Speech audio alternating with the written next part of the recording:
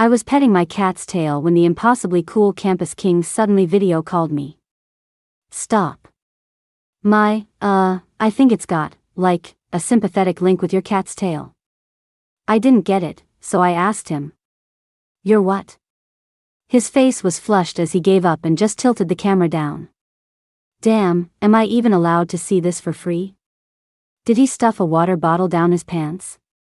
3 days before I left for college, my attachment to my cat reached its absolute peak. My little orange furball, Machi, was totally in sync with me.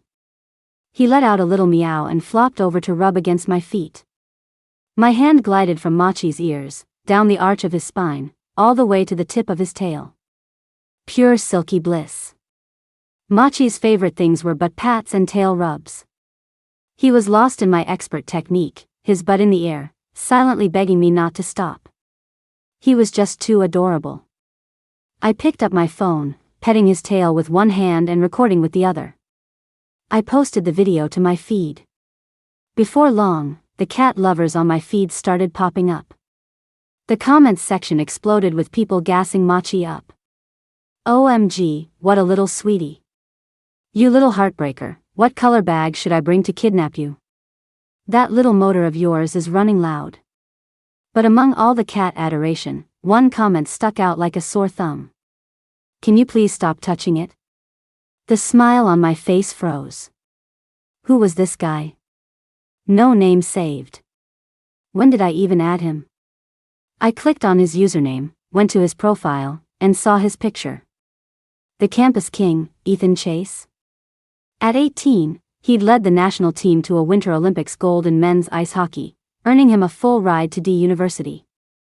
With his absolute dominance on the ice, devastatingly handsome features, broad shoulders, long legs, and a 6 feet 2 inches frame, he was absolutely slaying online. He was crowned D University's campus king by netizens before he even set foot on campus. When did I add him as a friend? As I racked my brain, my hand kept unconsciously twirling my cat's tail. My phone rang. It was a video call. I answered it. Ethan's handsome face filled my entire screen in high definition. The guy was on another level of good looking. Under the red light, his features were sharp, his jawline perfectly defined. He was aggressively handsome. No wonder people from the neighboring schools lined up just to get a look at him. Even though I was internally screaming, I played it super cool on the outside. I put on my aloof, unbothered cool girl persona and frowned slightly. What's up? Stop touching it. Just stop what you're doing with your hand. Ethan's voice was unnaturally hoarse. He looked like he was in extreme pain. That's when I realized there was no red light, it was just his face, completely flushed. What could he have been doing to get that red? A vein was popping on the side of his neck. But what did that have to do with me petting my cat? I don't know what you mean. Ethan gritted his teeth, the words seeping out. I think it's got, like, a sympathetic link with your cat's tail. That look of embarrassed restraint was completely out of place on his ridiculously cocky, too cool for school face. Get it? What the hell? I still didn't get it, so I asked him. You're what? Looking like he'd hit rock bottom, Ethan gave up and just tilted the camera down. It was only for a second before he jerked it back up. I was so shocked I immediately let go of Machi's tail. Am I even allowed to see this for free? Did he stuff a water bottle down his pants? Then again, he was 6 feet 2 inches and had a prominent nose, so it wasn't entirely impossible. Crap, what am I thinking? I did my best to maintain my cool, distant persona. Ethan, you know I could totally report you for sexual harassment for that, right? I was screen recording just now. I wasn't, actually. His junk having a sympathetic link with my cat's tail sounded completely insane. As a sensible woman of the 21st century, I wasn't that easy to fool. But still, Ethan didn't look like he was faking it. He had no reason to make up such a crazy lie to trick me. Ethan apologized and explained that he'd just seen the video I posted. The timing and my technique perfectly matched the strange sensations he was experiencing down there. That's how he came to his conclusion. And practice is the only way to test a theory. I turned my back to the camera, secretly reached out, and grabbed Machi's tail again, giving it a gentle squeeze. A muffled groan immediately came from the other side of the phone. Holy crap, he might actually be telling the truth. Still skeptical, I started rubbing it up and down. I could hear Ethan's breathing getting heavier and heavier. He realized what I was doing with my hand off camera. His voice got even huskier. "Chloe, go easy." Ethan stared at my face, his words slurring, like he was at his limit. The next second, the video call abruptly ended. I think my practice session went a little too far. After he hung up, Ethan texted me asking for my address. He asked if it was convenient for Machi to meet him. My guard went up immediately. Because I've been ridiculously good-looking since I was a kid, my mom has always worried about me running into creeps. She was constantly showing me news stories about all kinds of scams.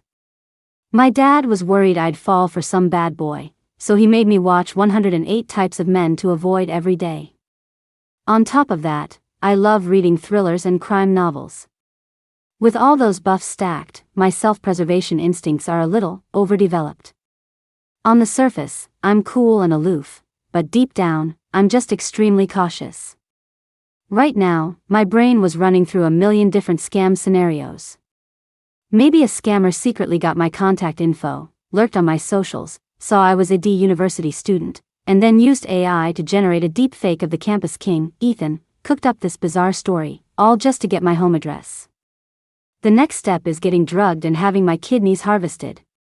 Just thinking about it made me break out in a cold sweat in broad daylight. But my rational side told me the probability of that was pretty low. I quickly checked our mutual groups and found we were in several university club and elective chats. His username in the groups was always, business, class of XX Ethan Chase. It was most likely his real account. No, wait, even so, couldn't his account have been hacked? In the end, to protect my privacy, I sent him the address of a park near my neighborhood. He replied almost instantly. "I can make it there today. I'll message you when I arrive." Chloe, I know this sounds insane, but whether you believe me or not, I'm begging you, please keep an eye on Machi's tail until I get there. I sent back an okay. What could possibly happen to Machi's tail, I thought. Then I looked down and saw Machi gleefully chasing and biting his own tail on the floor. Oh my God. If this is real, how is Ethan handling this? I snatched him up in a flash and stuffed him into his cat carrier. Machi had no idea what he'd done wrong and whimpered inside the bag. I sighed. Sorry, Machi. It really was Ethan. In the park, I sat on a stone bench, looking up as he ran toward me. He was wearing a simple black tank top and gray sweatpants. A wolf cut, a black sweatband. He was running straight for me, backlit by the fiery sunset. For a split second, I felt like I was in an anime. When he stopped in front of me, he actually blocked out the sun. Now I was sure. This was Ethan Chase in the flesh, the 6 feet 2 inches hockey player. Sitting down made me feel way too short. I stood up. The height difference, 5 feet 5 inches versus 6 feet 2 inches. I felt like the hockey stick he'd use on the ice. I sat back down. My line of sight was right below his waist. Those gray sweatpants didn't lie. Ahem. I turned my head away, putting on my cool, aloof mask. I brought Machi. Go ahead and confirm whatever you need to. Huh? Ethan froze for a couple of seconds. Oh. He realized what I meant and sat down on the bench next to me. His long fingers reached for the carrier.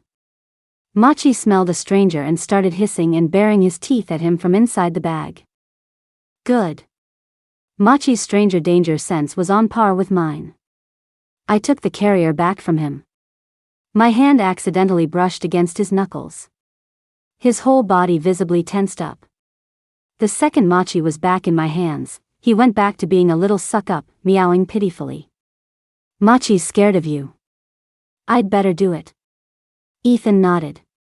My gaze fell to below his waist. He was a big guy, and sitting on the narrow stone bench, his long legs were bent and crammed together under the table.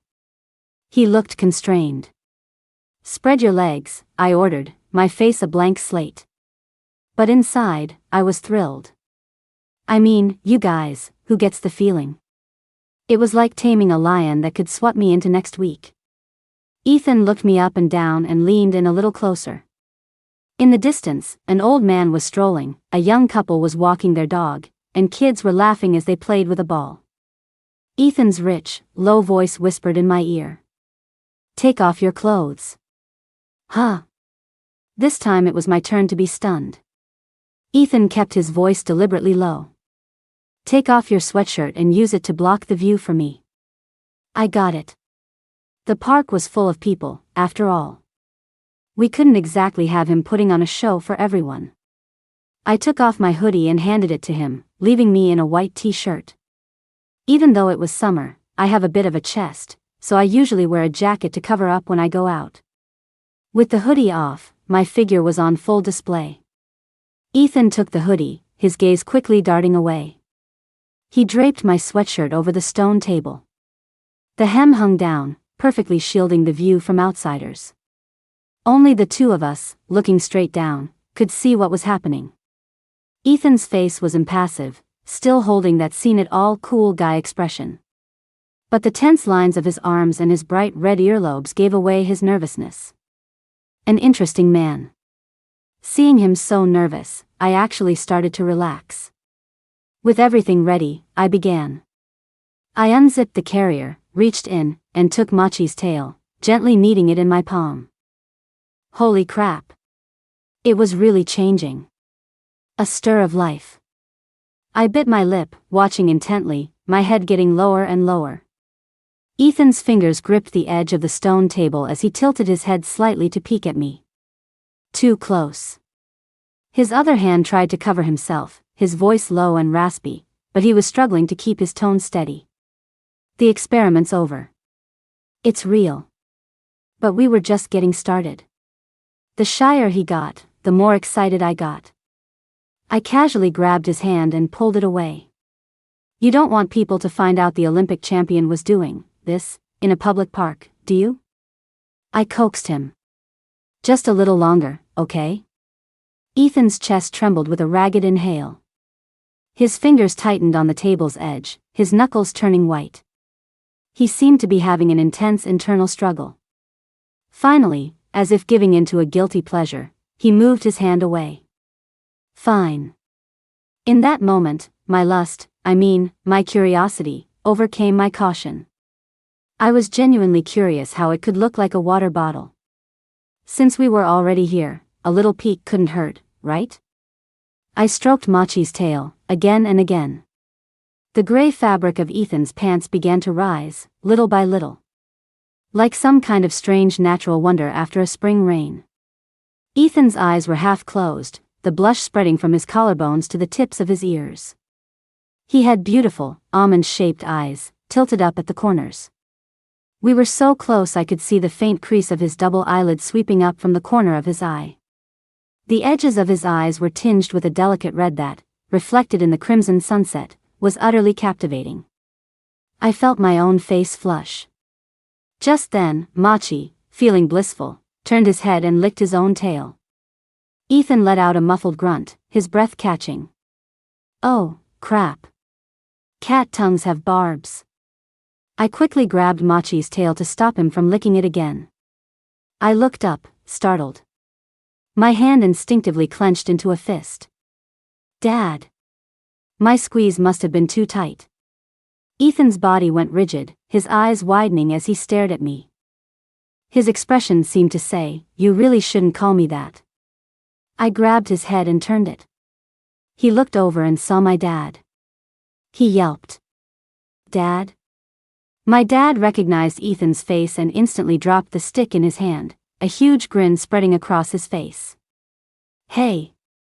My mom, who was a few feet away, saw what was happening and casually tossed aside the brick she was holding. Ethan clearly hadn't expected to run into my parents here. From my angle, I could see that his pants had gone down. I was a little worried. Little Ethan was really having a rough time. In just a few short seconds, he'd been licked by a cat, squeezed by me, and then scared half to death by my parents. Was he going to be okay? I hoped he wouldn't suffer any lasting damage, and just be limp from now on. My dad recognized Ethan instantly. Anything related to national honor is my dad's total weakness. During the Winter Olympics broadcasts, he would get incredibly emotional every time the Chinese team won a medal. He'd just sit at home and sob his heart out. He was so loud that rumors started spreading around our neighborhood that my mom was beating her husband. And my mom, despite being extremely cautious, is a sucker for a pretty face. The moment she saw Ethan, her brain probably filed him away in the good guy category. No, scratch that. More like the absolute top-tier good guy category. My parents had come to the park to find me since I wasn't home for dinner. They saw me getting very close with a tall, unfamiliar guy, looking all secretive. So, one of them picked up a rock, and the other grabbed a stick. They were ready to teach the punk hitting on me a lesson. But the second they saw it was Ethan, their tune changed completely. "Chloe, sweetie, you got a boyfriend and you didn't bring him home to meet us?" I immediately corrected them, "He's not my boyfriend." Ethan chimed in, "Not yet." I spent the next 10 minutes explaining that we were just classmates. Ethan, being a social genius, charmed the hell out of them with a stream of "sir" and "ma'am." After a few minutes of conversation, he successfully created the illusion that we're in the ambiguous period, but your daughter is too shy to admit it, so she just says we're friends. My parents bought it completely. They said it wasn't easy for him to come all this way and insisted on inviting him home for dinner. I buried my face in my hands, thinking, if Ethan sold snake oil, he could probably scam my parents out of their last pair of underwear. Ethan pulled a bunch of beautifully wrapped gifts from his car, as if he'd been planning to meet my parents all along. My mom and dad were even more impressed, singing his praises. We had a very cheerful dinner. Ethan insisted on helping my dad with the dishes and then posed for a bunch of photos with my mom. Afterward, my parents happily went to prepare the guest room for him. I watched in awe, thinking, my parents are definitely going to be his fans for life now. Ethan came and sat on the living room sofa to watch a horror movie with me. I was curled up on one end with Machi beside me. When Ethan sat on the other end, the cushion sank noticeably. The events of the day had pretty much proven that the sympathetic link was real. Ethan chose his words carefully. I was hoping we could discuss something. Would you consider bringing Machi to D-City? We both go to college in D-City. I'd seen in the news that Ethan was from D-City originally. What was he getting at? Was he trying to take Machi from me for his own safety? Absolutely not. I disagree. Ethan softened his tone, trying his best to reason with me. Don't worry, I'll make sure Machi has the best life possible. What kind of crap was he talking? I found Machi in a flower bed downstairs 2 months ago. It was pouring rain, and his eyes weren't even open yet. He was so tiny, like a little yellow mouse, just letting out these weak little mews. I was the one who fed him formula with a syringe, who nursed him back to health. Machi is the first cat I've ever raised. I will not let anyone take him from me. At that point, my cool, aloof persona completely crumbled. I confronted Ethan. Where were you all those years, those past 2 months? Have you ever done anything for Machi? Do you know when he first opened his eyes? Do you know what kind of litter he likes? Or what brand of wet food he eats? You don't know anything. You only care about yourself. Ethan was stunned. He softened his voice, trying to calm me down. Don't get upset. We can talk about this. The more I spoke, the more I felt like a single mother who had raised her child through hardship, only to face a deadbeat dad trying to fight for custody. How can I not be upset? Machi is my whole world. Ethan sighed. He's mine, too.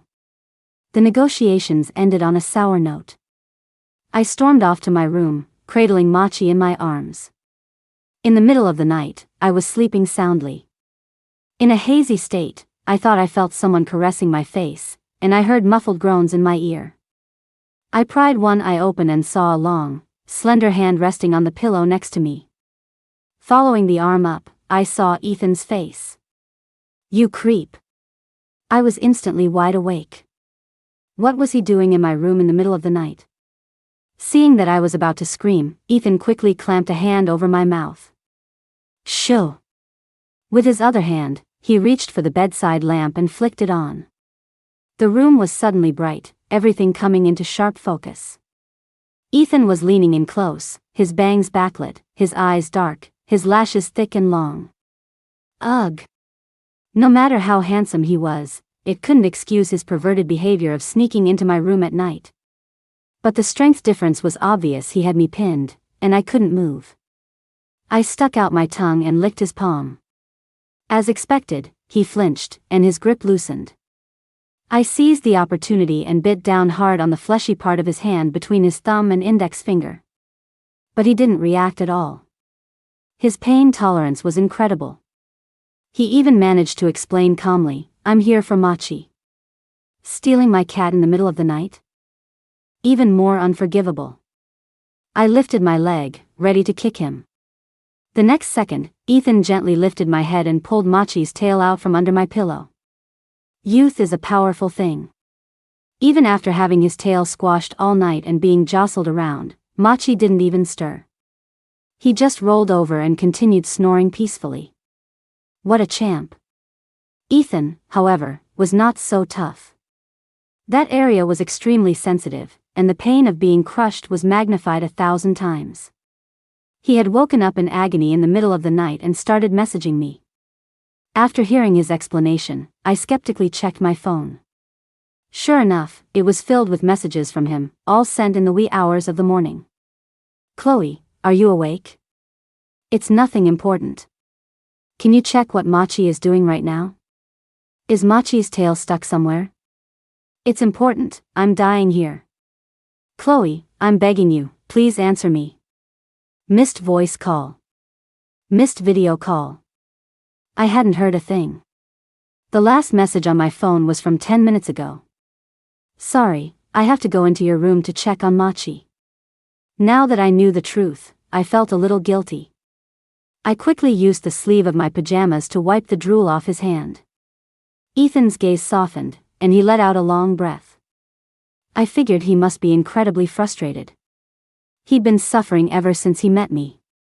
I was afraid of making too much noise and waking my parents, so I whispered an apology. "I'm so sorry. Machi and I will make it up to you." Ethan leaned in closer, the fabric of his clothes rustling against my bedsheets. He whispered his compensation plan in my ear. His magnetic, deep voice made my toes curl. "Move in with me." "Huh?" Hearing my voice get louder, he expertly covered my mouth again. "I have an apartment across from the D University campus. Bring Machi with you when school starts, and we can live together. That way, you won't have to be separated from Machi. And I can keep an eye on Machi's tail at all times." When he put it like that, moving in with Ethan didn't sound so bad. On one hand, leaving Machi at home would be an uncontrollable risk for Ethan if he ever hurt his tail, like what happened tonight. On the other hand, I really didn't want to be separated from Machi. I had already asked my new roommates in our group chat if I could bring him, but one of them said she was allergic to cat hair, so it was a no-go. If Ethan happened to have an off-campus apartment, it would solve everything. Okay, I agree. Ethan had driven from D-City alone. When he drove back, he had me and Machi in the car with him. We arrived at his place across from campus. The area around D University was prime real estate. I couldn't believe he could afford a 2,100 square foot apartment here. A little piece of my heart just shattered. Being a famous athlete really pays well. When we walked in, the entire apartment was decorated in a very serious, Downton Abbey-esque British style. What a coincidence. I absolutely love that show. I even used it as my profile background for years. Ethan pushed open one of the bedroom doors. It was a room with a floor-to-ceiling window and a large balcony. A thick, moss-green carpet covered the floor. On the antique carved desk sat a brass lamp and a quill pen. It perfectly matched my own try-hard aesthetic. Ethan said, "This is your room." Nice. The little piece of my heart put itself back together again. I controlled my expression and gave a nonchalant nod. Okay. And so, our life together began. We had classes during the day, and if we had no evening activities, we'd go back to the apartment and pet the cat. To stop Machi from licking his tail, Ethan would sadistically smear orange peel on the tip of his tail every day. Probably to make it up to Machi, Ethan started finding all sorts of excuses to talk to me. He'd ask me about Machi's preferences, including, but not limited to, Machi's favorite brand of cat litter, canned food, treats, toys, brushes, shampoo. He took such good care of his root. It got even crazier. One day I casually mentioned that Machi liked wearing bibs. He stayed up all night knitting a sunflower-shaped collar. I was stunned when he gave it to me. I never would have guessed that those hands, strong enough to swing a hockey stick, could also handle knitting needles. "Ethan, what other surprises are you hiding from me?" He was also a great cook. Ahem, a cook of actual food. Whenever he didn't have a night class, he'd make a late-night snack and knock on my door. We'd sit at the oak table in the living room, watching an old movie on the projector while we ate. Machi would weave around our feet. For a moment, it really felt like one of those perfect, peaceful moments in life. You can't bite the hand that feeds you, especially when it also gives you a place to live. It felt wrong to keep up my aloof act. Gradually, my goofy true self started to show. Machi's guard around him started to drop, too. Eventually, Machi would lie on Ethan's lap, belly up, and sleep without a care in the world. Seeing that, I'd think to myself. A bond of the root, a connection of the heart. Time flew by, and under Ethan's constant feeding, Machi turned into a little piggy. A diet was urgently needed. Coincidentally, D University's annual fitness tests were coming up. So, every morning at 6:30, Ethan would drag both me and Machi out for a run. How can you two sleep at this age? On the trail, just as the sky was beginning to lighten, Ethan, dressed in sleek sportswear, would have one hand on my back, pushing me, and the other holding Machi's leash. He was truly carrying a heavy burden. After a few laps, we squatted by the lake in our neighborhood to rest. The sky brightened inch by inch. More and more people came out for their morning run. A family of 3 in matching tracksuits ran past. Ethan's eyes followed them, a silent smile playing on his lips. He turned to me, resting his chin on his hand. "Chloe, what would you say we are?" Ethan's dark, shining eyes were filled with expectation. At that moment, I was clutching my chest, which was aching from all the bouncing. I answered irritably, "Running buddies?" Ethan gritted his teeth. "We live together." "So, roommates? And we're raising a cat together. So that makes us." I glanced at Machi, who had become a furry little orb, and chose my words carefully. "Partners in pig raising?" Ethan squeezed the words out through his teeth. "I owe you one." He seemed mad and started to walk home with Machi. After a few steps, he came back with a dark look on his face and grabbed my arm. "Don't you dare stop." He turned into a drill sergeant. "Get moving." Machi was too tired to run and just threw a fit until Ethan picked him up. Seeing Machi slacking off, I felt it was unfair and whined, "I can't run either." The word either was barely out of my mouth when I met Ethan's resentful gaze. "When in Rome, do as the Romans do." I quickly added, I can keep going." Something was definitely off with Ethan. He was always finding excuses to talk to me about Machi, inserting himself into every corner of my life. He was way too proactive. Could it be he still hadn't given up on fighting me for custody of Machi? In the morning, Machi patrolled the living room, tail held high. Ethan, fresh from a morning shower, had slightly damp hair. He was wearing an indigo silk pajama top, buttoned all the way to the top. He stood by the open kitchen's island, heating something up while sipping water from a glass, his Adam's apple bobbing.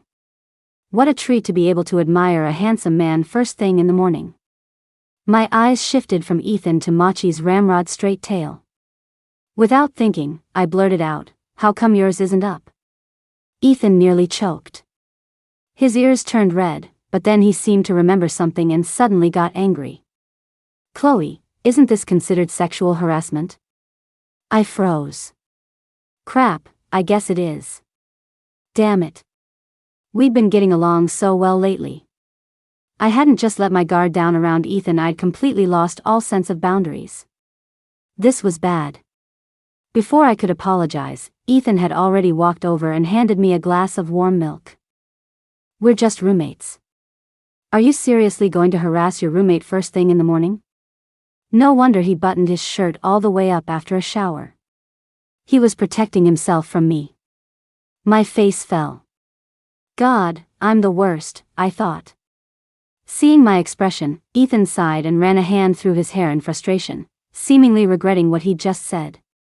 He awkwardly changed the subject. "Tonight, I'll make your favorite sweet and sour ribs." I shook my head. "You don't have to make my portion.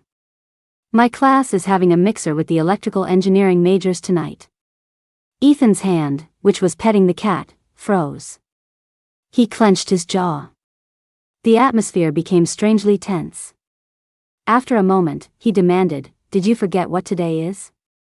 I looked at him blankly. Ethan gave me a look you'd give a heartless cheater. "It's Machi's 100th day in his new home." "So?" Ethan picked up a fallen cat whisker from the floor. "And it's the first day Machi has ever lost a whisker." And? Then it hit me. They say if you make a wish on a cat's whisker, it'll come true. Ethan's voice was filled with sorrow. Losing a whisker, adjusting to a new home, this is the beginning of Machi's journey into adulthood. Shouldn't we, as his parents, be happy for our child? Living under his roof, I did my best to follow his logic. I nodded. "We should." Ethan continued his dramatic monologue. "Is that all?" I raised my hands and gave a perfunctory round of applause. I gave Machi a loving look. "Mommy is so proud of you." Ethan scooped Machi up from the floor, holding him up to eye level. "Daddy's going to throw you a big 100-day housewarming party tonight." He glanced at me, his expression full of heartbreak. "Go on, Chloe. Go to your mixer. Just leave Machi and me here at home, all alone, on his 100-day anniversary." Machi, getting into character, let out a pathetic little meow. I suspected he was trying to guilt-trip me. But to maintain the moral high ground and give Machi a proper 100-day anniversary, I had no choice but to ditch the mixer. After that, Ethan started inventing all sorts of anniversaries for Machi. He would celebrate the tiniest things. It was completely unhinged. But not wanting to be outdone and lose my advantage in the custody battle, I had no choice but to engage in this vicious competition with him. We were stuck together every day, trying to prove who was the better parent to Machi. To avoid unnecessary complications, I just told my roommates that I was living with someone off campus for the semester. I didn't tell them that someone was Ethan. The less I said, the more curious they got. The night after our fitness tests, they brought it up again, starting a voice chat in our group to gossip. "Girl, is your roommate a guy or a girl?" Spill. "Someone said they saw you jogging with the campus king in the morning." "Damn, making big moves in silence, aren't you? Give us the details." "Does Ethan have abs?" "How many?" Another roommate shot that down. "Duh, he's an athlete." "Of course he does. Abs are a man's best dowry." "You're so shallow." "Let's change the subject. How big is Ethan's dowry?" I was seriously impressed. It was 2 in the morning. Gossip, apparently, never sleeps. I got up to get a drink of water from the living room, picking a few harmless questions to answer as I drank. I sent a voice message to the group chat. "You're right, abs are a man's best dowry." For everything else, I played dumb.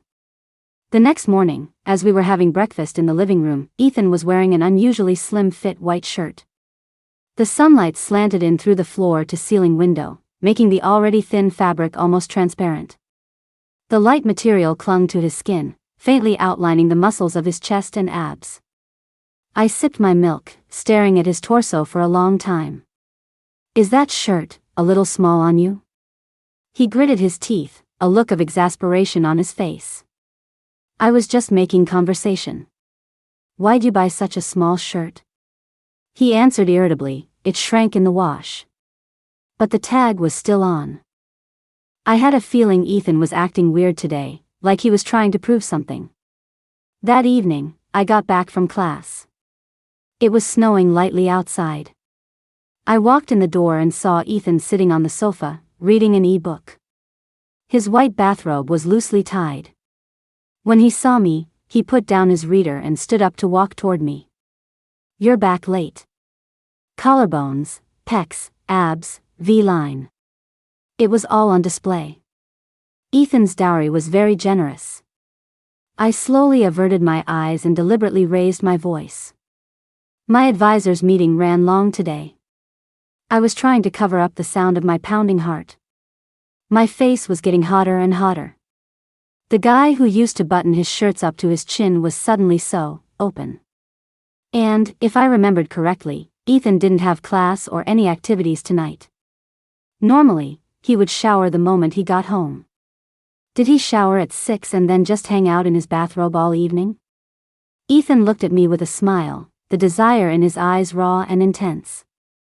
"I have a report to write tonight." After saying that, I practically fled to my room. I leaned against the door, taking deep breaths to calm my racing heart. My mind was replaying the scene from just now. The smooth line of his shoulders and neck, the defined abs, the lean waist.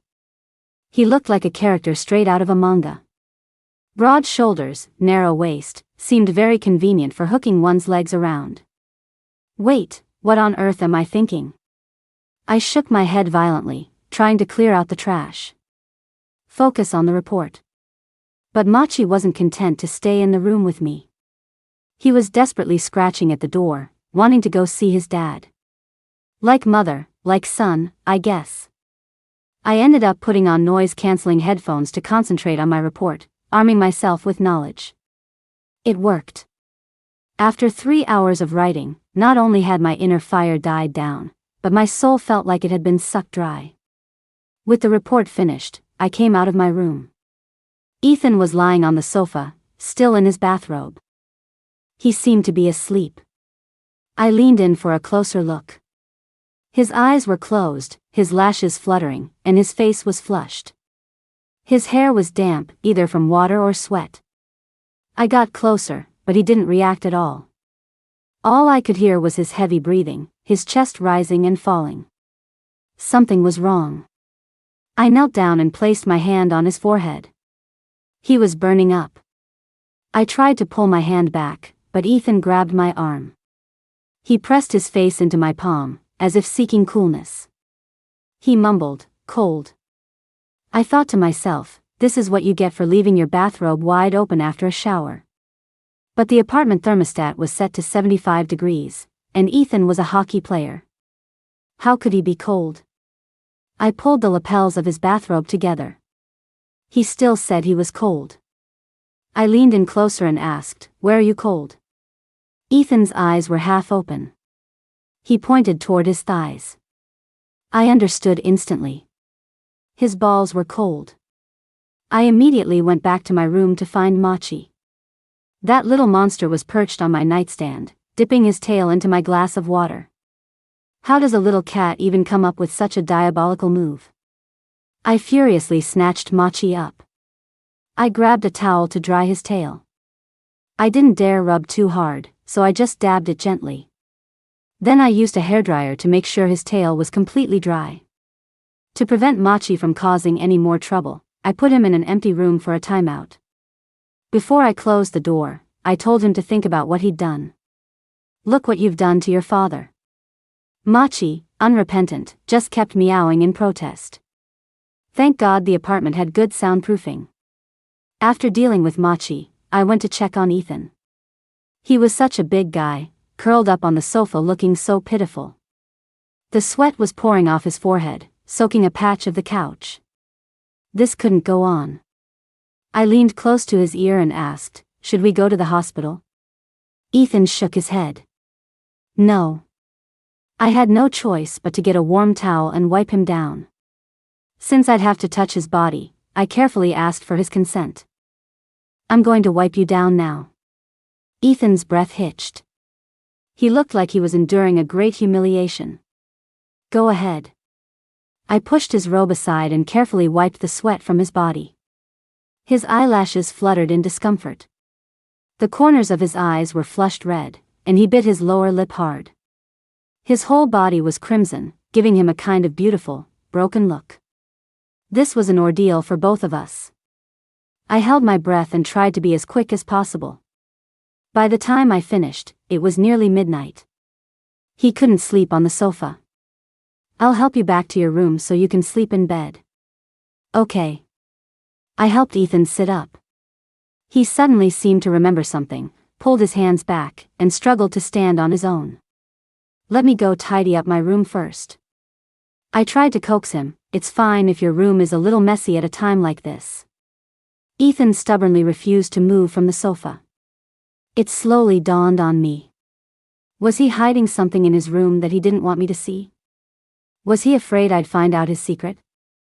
I sighed, "Fine, don't push yourself. Just sleep on the sofa." I brought the comforter from my bed and tucked Ethan in tightly. A belated thought occurred to me. The comforter probably smelled like me. To prevent any accidents, I decided to sleep on the other sofa nearby. I reached out and touched his forehead. The fever had broken. "If you feel unwell at all, just call me. If you really can't take it, we'll go to the hospital." Ethan nuzzled his face into my hand, his voice thick with affection. "Okay." When I woke up the next day, I felt Ethan's forehead. The fever was completely gone. I asked him, "How are you feeling now?" "It still hurts." What was going on? I went to check on Machi. A strong smell of cat pee hit me as soon as I opened the door. Machi was on top of the wooden desk, whipping his tail back and forth, smacking it against the surface. Thump. Thump. Thump. Oh my God. No wonder Ethan was in so much pain, his lips had turned pale. This little monster. I scooped Machi up, ready to teach him a lesson he'd never forget. Then I saw it.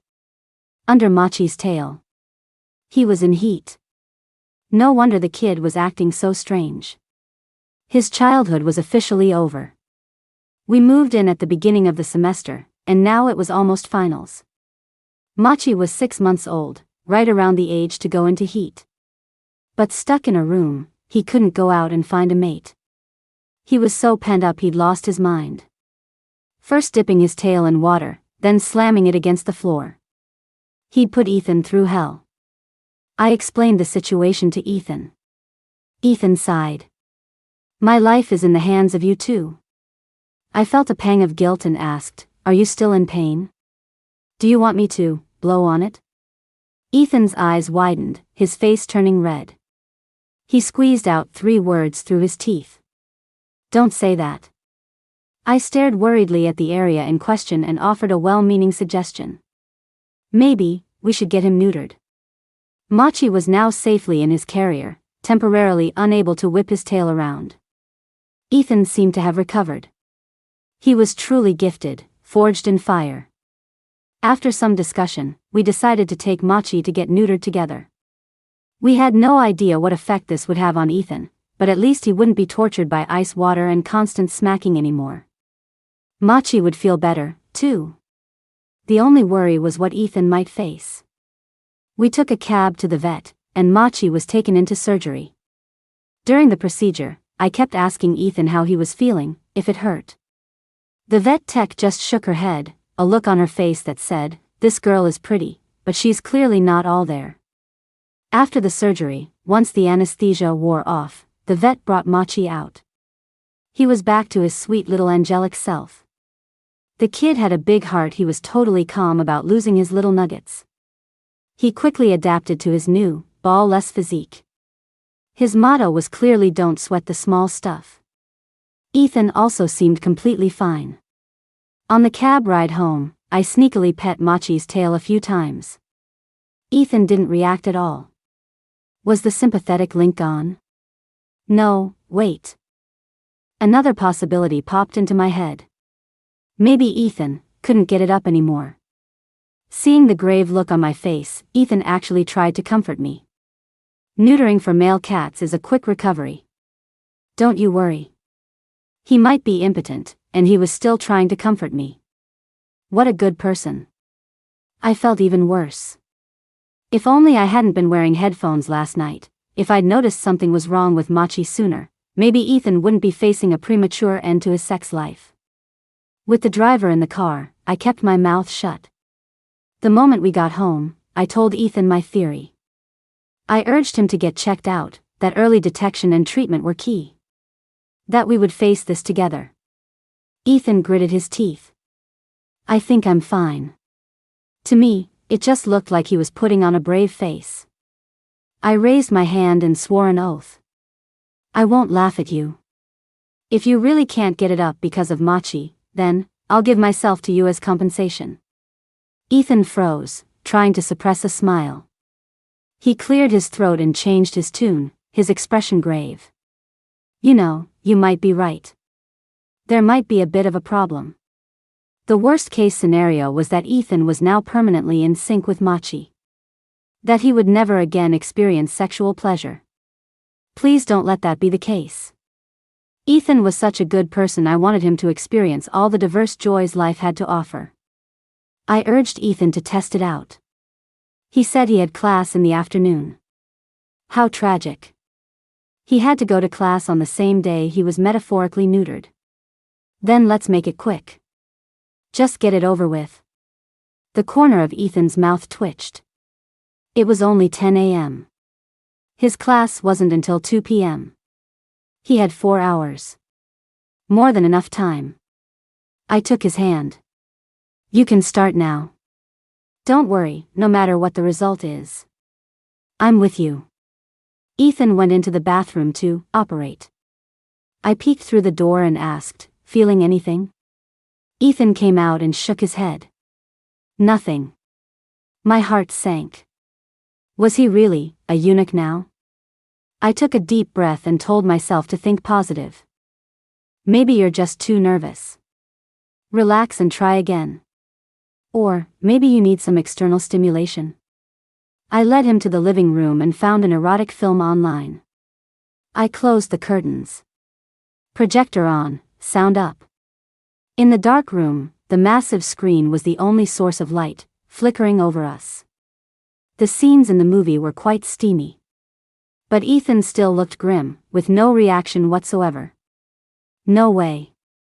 God, what are you doing? He's so young. I fought back my rising panic, scooted closer to him, and said reassuringly, don't worry. Maybe it's because I've touched Machi's tail so many times. Maybe you're just used to my hand? Ethan's Adam's apple bobbed. His breathing was unsteady. That's possible. I gently placed my hand on him and looked up at him. Feeling anything now? Ethan's voice was hoarse. He arched his back in pleasure, as if he couldn't take it, and leaned into me. His large hand gripped my shoulder as his head sank into the crook of my neck. His hot breath on my skin sent shivers down my spine. We were both trembling. Slowly, my palms started to feel a tangible warmth and shape. Yes. There was a reaction. The emotions I'd been holding back came flooding out. Ethan was okay. Machi and I hadn't ruined him. Waves of belated fear washed over me. My nose tingled, and my eyes filled with tears. A teardrop slid from my lower lash and fell into the collar of his shirt. Ethan turned his head and gently wiped the tears from my cheek with his thumb. His voice was low and tender. I scared you. Don't cry. My voice trembled. I'm just so glad you reacted. Otherwise, your whole life would have been ruined. Ethan's hand froze mid-air. He looked at me, stunned. And just like that, it went down. I blinked, a little confused. So is he fixed, or not? Ethan pushed himself up and shifted away from me. I was even more confused. Why was he suddenly putting distance between us? Could it be, now that he was back to normal, he finally realized we had crossed a line? I thought back to all the times Ethan had warned me about harassing him. If it weren't for the sympathetic link with Machi, we never would have interacted at all. The realization hit me, and I felt incredibly embarrassed. I wiped my tears away with the back of my hand. I threw out a quick congratulations on getting back to normal. And rushed back to my room. I groaned and flopped onto my bed, hugging my comforter and rolling back and forth. Just last night, this comforter was wrapped around Ethan, so intimately. And just now, he pulled away from me. I felt a dull ache in my chest, like I'd swallowed a wet paper towel. The ache slowly turned into anger. He didn't pull away yesterday when he was weak and needed my help. But the second he's better, he puts distance between us. Men. They really just hit it and quit it. I was so angry I punched my pillow, my mind racing. I wanted to storm out there, grab him by the collar, and yell at him. But why was I so angry? So disappointed? My clenched fist slowly relaxed. Maybe it was because I had been hoping for something. I was hoping for something with Ethan. I rolled over again, this time hugging the pillow to my chest, finally letting myself feel what I truly felt. A fact I could no longer ignore. The answer was suddenly crystal clear. I think I like Ethan. Once I admitted it, I wanted to bang my head against the wall. Ugh. If only I had figured this out sooner. While Machi and Ethan still had their link, would have had an excuse to get close to him. But what now? I had no more reasons. Just then, my phone buzzed. Was it Ethan? I sat up quickly and unlocked my phone. It was our roommate group chat. I sighed. My roommates were gossiping again. They said the rumor going around campus was that Ethan was about to confess to a girl. It started a few days ago when a classmate sitting behind him took a picture of him ordering flowers on his phone during class. Because of Ethan's fame, that photo even ended up trending on several social media platforms. The entire internet was guessing who the lucky girl was. My roommates were excitedly discussing it. Do you think the girl he was seen jogging with is the same one he's confessing to now? I took it all in. I had my answer. It wasn't. When I came out of my room, Ethan had already left for class. The curtains were open, and the room was bright with sunlight. It seemed like the breathless, heated moments in the darkness were just a dream, evaporated along with the damp spot on the sofa. I didn't have afternoon classes, but I had to be at the lab in the evening. I left at 6, and Ethan still wasn't back. In the lab, my mind was all over the place. I couldn't stop thinking about me and Ethan. The sympathetic link was gone now. And he had a girl he liked. How could I possibly keep living there? And I did that to him this morning. Even though it was to check if he was okay, it was still forward of me. I thought about it over and finally sent Ethan a message. I'm sorry, I crossed a line this morning. I apologize. The 3 little dots appeared instantly. He typed for a long time, but only sent back 2 words. It's fine. After my lab work was done, I headed back to the apartment. A light snow was falling.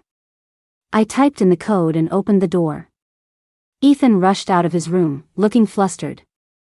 When he saw me, he pressed his lips together guiltily, like he was hiding something. His long limbs seemed to twist awkwardly. Our eyes met, and neither of us spoke. We both looked away. Awkward. I glanced around the living room. The sofa cover had been changed. All the cat toys and treats that were usually scattered around were gone, all neatly put away. My heart sank. Was Ethan trying to hint that I should move out by cleaning up all of Machi's things? It made sense. He had a girl he liked, and the link was gone. I decided to be proactive and brought it up myself. Ethan, I'll pack my things tonight. I'll be out by tomorrow. Ethan stood in the shadow of the doorway, his eyes darkening, his voice strained. Why? I tried to sound cheerful. Your link with Machi is gone. Is there any reason for me to stay? I'd had a fleeting, arrogant thought.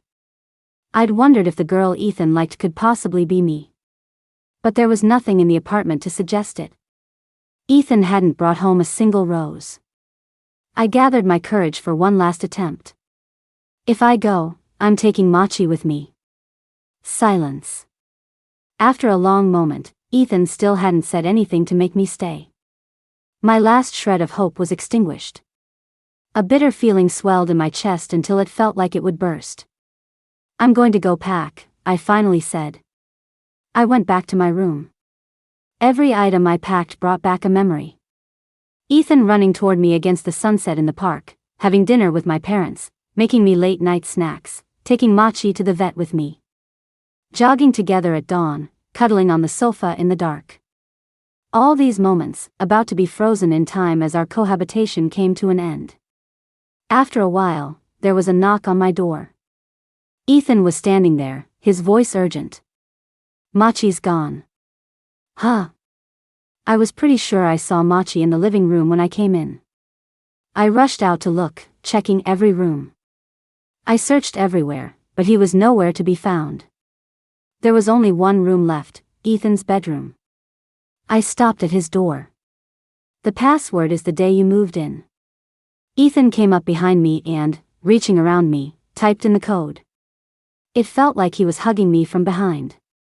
The door opened. Countless heart-shaped balloons flew out of the room. The room was filled with blooming roses, a fiery, dazzling sight in the snowy winter. The walls were covered in photos, all of them of me. Front view, side view, crying, laughing. The bite mark on his hand, my back on the trail by the lake. Every anniversary, every late-night snack, every movie we watched together. Every moment we had spent together was captured on that wall. It felt like a dream. My heart was pounding so loud it was deafening. I stood there, stunned, in a daze. The only thing that was real was the sound of Machi sneezing in the middle of a pile of roses. Ethan walked over to me and looked down. Do you know what today is? I fought to suppress the smile spreading across my lips. He likes me. The girl he likes is really me. I opened my mouth, my voice lilting with every word. It's the first day since Machi was neutered. No, that's not it. It's Machi's 132nd day here. Ethan shook his head, his voice gentle. It's our 132nd day of living together. And it's the 379th day that I've liked you. Ethan gently took my hand and, from somewhere, produced the whisker Machi had lost. You said that if you wish on a fallen cat whisker, it can come true. If I wished for Chloe to be my girlfriend, do you think it could come true? Feeling bold, I wrapped my arms around his neck but deliberately gave him the opposite answer. What if I said no? Ethan's hand tightened on my waist, pulling me flush against him. Machi has plenty more whiskers. Hearing his name, Machi looked up and let out a happy meow. We both started laughing. We couldn't hold back our smiles any longer. After we stopped laughing, I pushed him away. Someone once accused me of harassing him. Ethan caught my hand and pulled me back into his arms. I was lying. I wish you'd harass me more. In his embrace, I tilted my chin up, a mischievous smile on my face, and slid my hand under his shirt. I finally got to feel the abs I'd been dreaming of. Harass you like this? Ethan looked straight at me, the room full of roses reflected in his eyes. Chloe, all my affection and desire, every flutter of my heart, every reaction, it's all for you. My heart was overflowing. I stood on my toes and kissed him. Ethan kissed me back, his hand on my waist pulling me even tighter. The light kiss deepened, a dance of lips and teeth. We were both breathless. I felt a growing heat at my waist and pushed him away. You really are okay.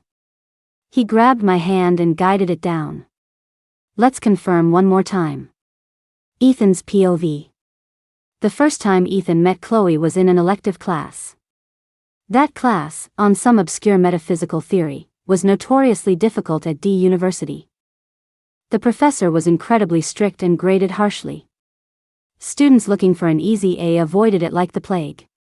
The people who took it were one of two types: those who were supremely confident in their intelligence, and those who were genuinely fascinated by the subject.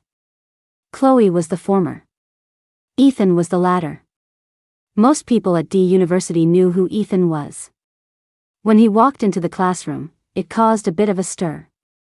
At an age when others were just starting their academic careers, Ethan had already reached the pinnacle of his professional one. He had fame, glory, and money.